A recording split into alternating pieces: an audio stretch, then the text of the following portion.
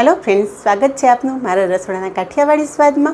हूँ भावनाबेन राठोड। आज आपणे बनावीशुं कोपरा पाक। ना चासणी ना मावो ना वधारानी कोई मेहनत, मात्र 15 ज मिनिटमां बनावी शको एवो कोपरा पाक बनावीए। कोपरा पाक बनाववा माटे अहींया गैस पर जाडा तळियानी कढ़ाई मूकेली छे। तो कढ़ाईमां 2 चमची जेटલું ઘી ઉમેરશું। ઘીને આપણે કઢાઈમાં સરસ ફેલાવી દેશું। હવે અહીંયા મેં 1.5 કપ ફૂલ ફેટ दूध લીધેલું છે અને મલાઈ સહિત दूध લીધેલું છે। તો અત્યારે આપણે 1.5 કપ લેશું, જરૂર પડશે તો વધારે दूध ઉમેરશું। दूधને થોડું ગરમ થવા દેશું। दूध થોડું ગરમ થાય ને એટલે અહીંયા મેં 2 કપ કોપરાનું છીણ લીધું છે। આ રીતે આપણે પાવડર ફોર્મમાં આવે છે ને એ લેવાનું છે। કોપરું આ રીતે સળીમાં પણ આવે છે। અહીંયા જુઓ કે આ રીતે સળીનું કોપરું હોય છે ને એ આપણે નથી ઉપયોગમાં લેવાનું। તમે ઈચ્છો તો કોપરાનું જે સૂકો વાટકો આવે છે ને એનો બ્રાઉન પાર્ટ અલગ કરી અને મિક્સરમાં ક્રશ કરીને પણ લઈ શકો છો। અત્યારે 2 કપ કોપરું છે, વજનમાં જોઈએ તો 200 ગ્રામ છે। તો કોપરાનું છીણ આપણે કડાઈમાં ઉમેરી દેશું। આ બાજુ દૂધમાં પણ સરસ ઉફાણ આવી ગયો છે। કોપરાનું છીણ કડાઈમાં ઉમેરી અને સારી રીતે મિક્સ કરી લેશું। તો અહીંયા બધું મિક્સ કરી લીધું છે। તમે જુઓ કે કોપરાના છીણે બધું જ दूध એબ્ઝોર્બ કરી લીધું છે અને મિશ્રણ થોડું વધારે ડ્રાય લાગે છે।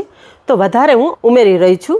दूधનું પ્રમાણ તમારા ટોપરાના છીણ ઉપર ડિપેન્ડ કરે છે। જો કોપરું વધારે ડ્રાય હશે ને તો दूध વધારે જોશે અને કોપરાનું છીણ વધારે મોઇસ્ચરવાળું હશે ને તો दूधનું પ્રમાણ ઓછું રહેશે।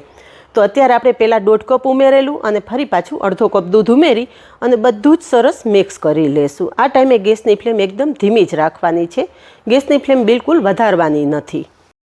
હવે આ મીઠાઈને એકદમ સરસ ટેક્સચર અને ટેસ્ટ આપવા માટે અડધો કપ મિલ્ક પાવડર ઉમેરી રહી છું। તમે ઈચ્છો તો 100 ગ્રામ માવો ઉમેરીને પણ આ મીઠાઈ બનાવી શકો છો। મિલ્ક પાવડર મિશ્રણ સાથે સરસ મિક્સ કરી લેશું। બધું જ સરસ મિક્સ થઈ ગયું છે। હવે આપણે 2 કપ કોપરાનું છીણ લીધેલું એની સાથે 1/2 કપ ખાંડ ઉમેરી રહી છું। વજનમાં જોઈએ તો 100 ગ્રામ છે।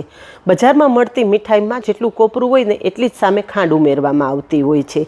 તમે ઘરે મીઠાઈ બનાવતા હોય ને એટલે ખાંડનું પ્રમાણ તમારા ટેસ્ટ મુજબ તમે ઉમેરી શકો છો। 2 થી 3 મિનિટ બધું મિક્સ કર્યા પછી અહીંયા તમે જુઓ કે આપણું મિશ્રણ ઢીલું થઈ ગયું છે અને ખાંડનું પાણી થઈ ગયું છે। તો આ રીતે સતત આપણે મિક્સ કરતું રહેવાનું। બધું મિક્સ કરતાં 5 મિનિટ જેવો સમય થયો છે અને તમે જુઓ કે મિશ્રણ થોડું ઘટ થઈ ગયું છે। હવે આ કોપરા પાક શાઇનિંગ અને સ્વાદિષ્ટ બનાવવા માટે 1 ચમચી જેટલું ઘી ઉમેરશું।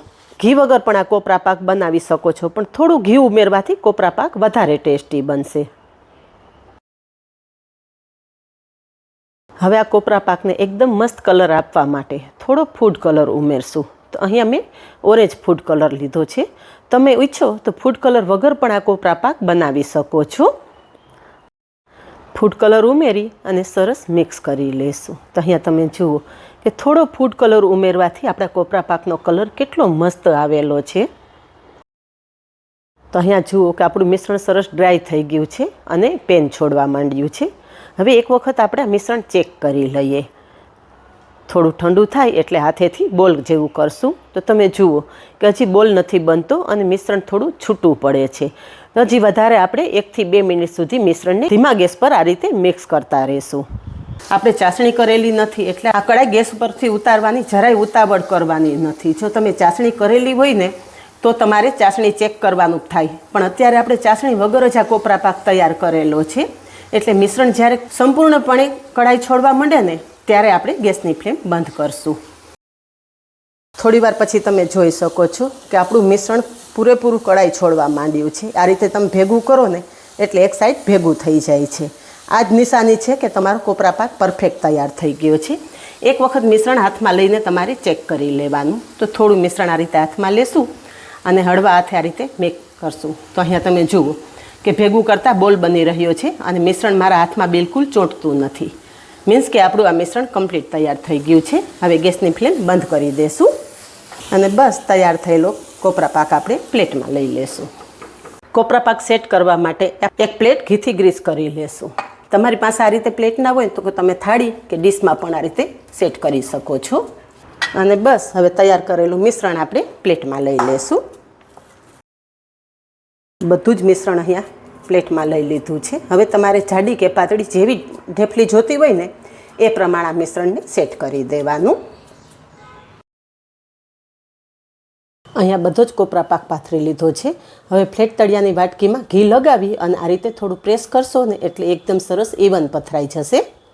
અહીંયા કોપરા પાક સરસ સેટ કરી લીધો છે. કોપરા પાક પિસ્તાથી સજાવી લેશું. તમારા મનપસંદ ડ્રાયફ્રૂટ્સથી સજાવી શકો છો અને કોઈ પણ ડ્રાયફ્રૂટ્સ વગર તમે સિમ્પલ કોપરા પાક પણ બનાવી અને સર્વ કરી શકો છો. હવે થોડું પ્રેસ કરી દેશું જેથી ડ્રાયફ્રૂટ્સ કોપરા પાક સાથે સરસ ચીપકી જાય. અને હવે આ કોપરા પાકને અડધીથી પોણી કલાક આપણે ઠંડો થવા દેશું, પછી પીસ કરશું. કોપરા પાક સરસ ઠંડો થઈ ગયો છે. હવે પીસ કરી લઈએ. અહીંયા પીસ કરી લીધા છે. તો તૈયાર છે બજાર કરતાં સસ્તો, ચોખ્ખો અને સ્વાદિષ્ટ કોપરા પાક. આ જ રીતે બનાવો અને કમેન્ટમાં જણાવો કે બધી જ ટિપ્સ સાથે બનેલા સ્વાદિષ્ટ કોપરા પાકની રેસીપી કેવી લાગી. આજે બસ આટલું જ. મળીએ નેક્સ્ટ વિડીયોમાં. ત્યાં સુધી બાય. Thank you.